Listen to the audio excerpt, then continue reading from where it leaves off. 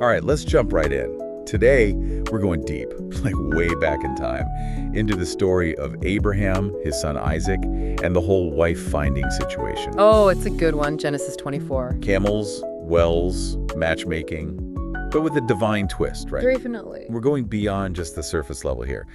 This ancient story, it actually touches on things that still matter today, like family, faith, Yeah, destiny even. it really does. So we've got Abraham, right? He wants to find the perfect wife for his son Isaac. Yeah, he's not leaving anything to chance. Not at all. He calls in his most trusted servant, tells him, go back to my homeland, find a bride there. Not from the Canaanites Yeah. specifically. Big emphasis on that. So it's not just any wife. It's got to be someone from his own family line. Exactly. This whole oath that Abraham makes, it really shows what mattered most to him. It's a huge deal. Lineage. Keeping the faith within his family. I mean, sending a servant on a journey with 10 camels. That's not messing A around. grand gesture, for sure. Totally. And this arranged marriage thing, it was the norm back then. Oh, yeah. Very different from how we approach marriage now. Totally different. Back then, it wasn't just about love, it was about family ties. Strengthening the family, keeping those traditions alive. Cultural and religious traditions, the whole package. Yeah. And so you can picture this servant, right? Huge responsibility. Travels for miles, finally arrives at a well outside the city of Nahor. And this is where the story gets interesting, with the whole faith aspect coming in. Absolutely. So the servant's at this well, and he prays for a sign from God. But not just any sign. He's got a specific request. He wants God to show him the woman meant for Isaac by having her offer water. Not just to him, but to all 10 camels. All 10 of them. Now that's some serious faith Talk about a test. and strategy. Oh, for sure. Yeah. He's not just looking for a kind person. He's testing for generosity on a whole other level. He wants someone who goes above and beyond, someone who embodies what Abraham wants for his son's wife. Right. And then, like it's straight out of a movie, Rebekah appears. Like magic. And she's not only beautiful, She jumps right in to help. drawing water for the servant and all those camels. Yeah. It's like she embodies those qualities the servant prayed for. Right there in front of him. This encounter, it makes you think about those moments in your own life. Definitely. Like, are some things just meant to be, like fate or destiny or divine providence? Whatever you want to call it. Those moments where things just click into place in a way you could never have planned. Yeah. And, what's interesting is that Abraham was all about lineage. But here's the servant acting on his behalf, and he seems to be focusing more on character than family ties. That's a good point. He's not just accepting the first woman from Abraham's homeland. It's got standards. He's testing for those qualities that make a good wife for Isaac. So the servant, he's convinced he's found the one. He's got a good feeling. But instead of rushing into things, he takes a moment to show his gratitude. Showers Rebekah with gifts, right? Oh, yeah, he goes all out. A gold ring, bracelets.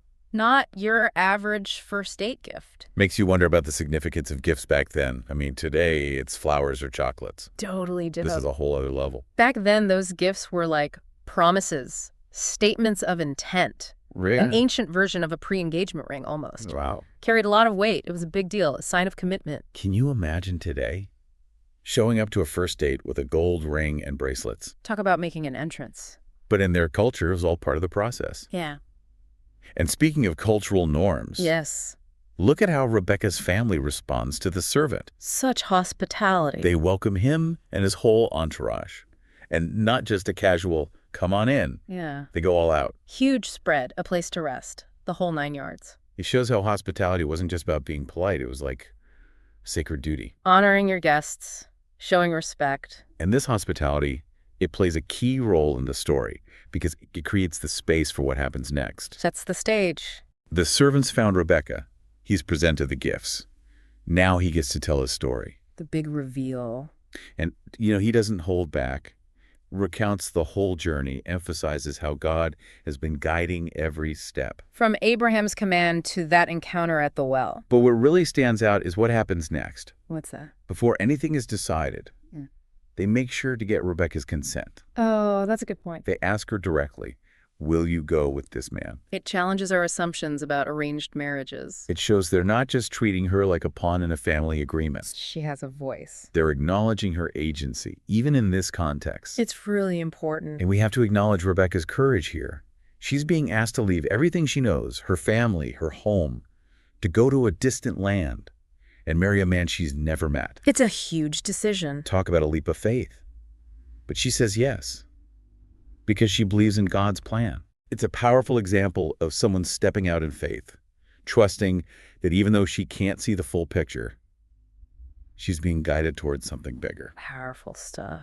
Talk about a leap of faith, right? It really makes you think. It does, about courage and faith, leaving everything behind, trusting in a plan you can't even fully see. And it makes you wonder, what role does faith play in our lives today? Do we still see those signs, those moments that feel like divine intervention guiding our paths? It's a question for the ages, isn't it? I mean, we've been talking about how central faith was to Abraham and his family, how it shaped everything they did. Totally. But think about your own life for a second. Have you ever felt like you were being led by something bigger than yourself, nudged in a certain direction? I think we've all had those moments where things just seem to fall into place.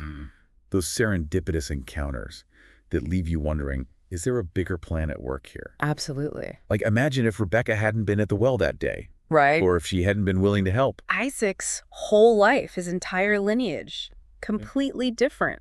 It's mind-blowing. It makes you realize how these small decisions, those little acts of kindness, generosity, they can have a ripple effect. Much bigger than we realize sometimes. And it makes you think about how we approach those big life decisions too, right? Are we trying to control every outcome? Planning every little step. Or are we open to those twists and turns, trusting that even if things don't go exactly to plan, we'll still end up where we're supposed to be? Exactly. That tension between free will and destiny. Do we forge our own paths? Or are they already laid out for us? I don't know. But this story, it suggests it might be a bit of both. Yeah. I mean, Abraham had a plan. He sent his servant out with a clear mission. But the way it unfolded, Yeah. the timing of Rebekah's arrival, Her willingness to go. it all feels like more than just coincidence. Definitely. It's like this dance between our own intentions and some kind of greater design. A collaboration between our own choices. And divine providence. Which brings us back to Rebekah's journey, right? Traveling to a foreign land, to marry a man she's never met, leaving everything familiar behind, stepping into the unknown. It's like a metaphor for all the journeys we take in life, those moments when we're called to step outside our comfort zones. Absolutely. And it's easy to romanticize those journeys, but they can be challenging, even scary. Oh, yeah. Leaving the familiar behind, facing the unknown, that takes courage and resilience. Rebekah's story reminds us that we all have those qualities within us. Yeah. The capacity to face our fears, embrace the unknown, and come out stronger on the other side. Transformed, even. And it's not just about individual growth. It's about contributing to something bigger than ourselves. Right. Rebekah's not just going on a personal adventure. She's becoming part of a lineage. Carrying forward a legacy.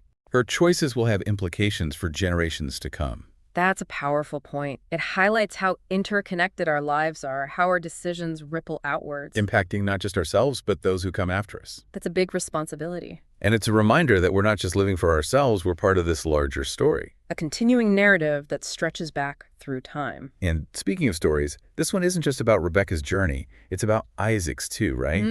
While all of this is happening, he's back in Canaan, totally unaware of what's going on. Yeah. And what's he doing? He's out in the fields, meditating. It's such a contrast, right? All this hustle and bustle of the journey and Isaac's quiet contemplation. It suggests a different kind of journey, an inward one, a process of preparing himself for whatever's coming next. That's a great point. Two parallel journeys happening here. Rebekah's physical journey to a new land and Isaac's spiritual journey of self-discovery. Both essential, wouldn't you say? Absolutely. Both for the individuals themselves and for the larger story. I mean, you can't have a successful union, whether it's a marriage or any other kind of partnership, without both people being ready to embrace the challenges, the opportunities. What was going through Isaac's mind as he meditated? Was he thinking about his future wife? Maybe a little anxious, a little excited. Probably a bit of both. And then, bam, faith steps in. Isaac sees camels approaching in the distance. What a moment. That anticipation, the curiosity, knowing something big is about to happen. Talk about a dramatic entrance. And on the other side of those camels, Rebekah catches her first glimpse of Isaac. And what does she do? She veils herself. Interesting, right. What do you think that means? It could be a sign of respect, Submission to her future husband. Or maybe modesty, concealing her beauty until the right time. Or even a way of building anticipation, creating a sense of mystery. Hmm. Like she's saying, I'm here, but there's more to discover. Adds a layer of intrigue, doesn't it? It reminds us that even in these ancient stories, there's so much complexity, so much richness of meaning that goes beyond time and culture. Absolutely. It makes you think about how we present ourselves to the world, how we choose to reveal or conceal different parts of who we are. It's a dance we all do. So Rebekah, veiled, the anticipation hanging in the air. Isaac brings her into his mother Sarah's tent. What a powerful symbol. The passing of the torch. A new chapter beginning. It's both intimate and profound, Sarah, the matriarch, she's not physically present anymore, but her presence is still felt in that tent. It's a space filled with memories, with tradition, the weight of generations past. And now Rebekah is entering that space, becoming part of that legacy. Such a beautiful image. The merging of past, present, future. The continuation of a lineage. It makes you think about the legacies we inherit. Those invisible threads that connect us to those who came before us. And the ways we shape the lives of those who come after. And it's not just about bloodlines and family ties. It's about the broader human story. That interconnected web of experiences, relationships that make us who we are. We inherit this vast, complex history. And we all have a part to play in shaping the future. It's humbling. And it reminds us that even our small choices, those everyday acts of kindness, courage, faith, they have a ripple effect. Far beyond our own lives. And sometimes it's in those quiet moments. Those seemingly insignificant encounters. Yes, that destiny unfolds. Just like at that well. Yeah. A simple act of offering water set in motion a chain of events that changed everything. Powerful.